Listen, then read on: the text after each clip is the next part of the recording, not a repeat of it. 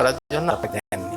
আমার কাছে এরকম মনে হয়। দলিল কি? দলিল হলো এরকম, মানুষের মালিক আল্লাহ পাক। সূরা নাসে আমরা পড়ছি, আমরা আল্লাহ পাকের কাছে আশ্রয় চাচ্ছি, আউযু বিরাব্বিন নাস, মানুষের রবের কাছে আশ্রয় করছি, মানুষের মালিকের কাছে আশ্রয়, মানুষের ইলাহের কাছে আশ্রয়। মানুষের মালিক আল্লাহ পাক। দুনিয়াতে দেখেন, আপনি যদি 10টা গরুর মালিক হন, যে গরু থেকে যা উৎপাদন হয় কে ভোগ করে? উৎপাদনকারী ভোগ করে না। গরু ধরে অনেক লিটার দুধ দিল, গরু কিন্তু সেই দুধের দাম যে বিক্রি করে যেটা হলো সেটা কিন্তু গরু ভোগ করে না, মালিক ভোগ করে। আপনি যদি একটা গাড়ির মালিক, গাড়ি থেকে যা উৎপাদন হয় গাড়ি কিন্তু ভোগ করে না, ভোগ করে মালিক ভোগ, রাইট? তাহলে আমার মালিক যদি আল্লাহ পাক হয়ে থাকে, তাহলে আমার থেকে যা উৎপাদন হবে তা ভোগ করবেন আল্লাহ পাক। আমি কতটুকু ভোগ করব? যেটুকু আমার খাওয়া পরা এবং চলার জন্য প্রয়োজন সেটুকু ভোগ করব। যেটুকু গরু ভোগ করে থাকে, গরু কতটুকু ভোগ করে?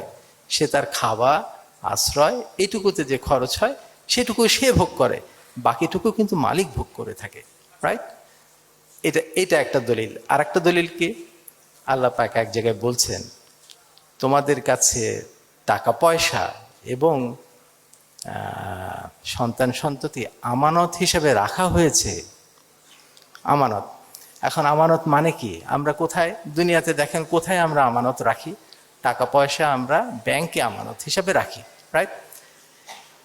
ধরেন ইসলামী ব্যাংকে অনেক কোটি কোটি টাকা রয়েছে, ইসলামী ব্যাংক কি মনে করে সেই টাকা তার? কোনো সময় মনে করে না, মনে করে এটা ক্লায়েন্টের, ক্লায়েন্ট যখন চাইবেন সেটা সব ফেরত দিতে হবে। ইসলামী ব্যাংক কিছু টাকা রাখেন, কতটুকু?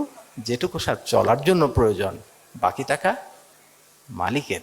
তো আল্লাহ পাক নিজে বলছেন, টাকা পয়সা আমার কাছে যেটা দিয়েছেন সেটা আমানত হিসেবে রেখেছেন, আমি শুধু সেইটুকুতে ওইটুকু খরচ করার অনুমতি দিয়েছেন যেটুকু মধ্যম পন্থায় আমার চলার জন্য প্রয়োজন, বিলাসিতা করার জন্য বলেননি।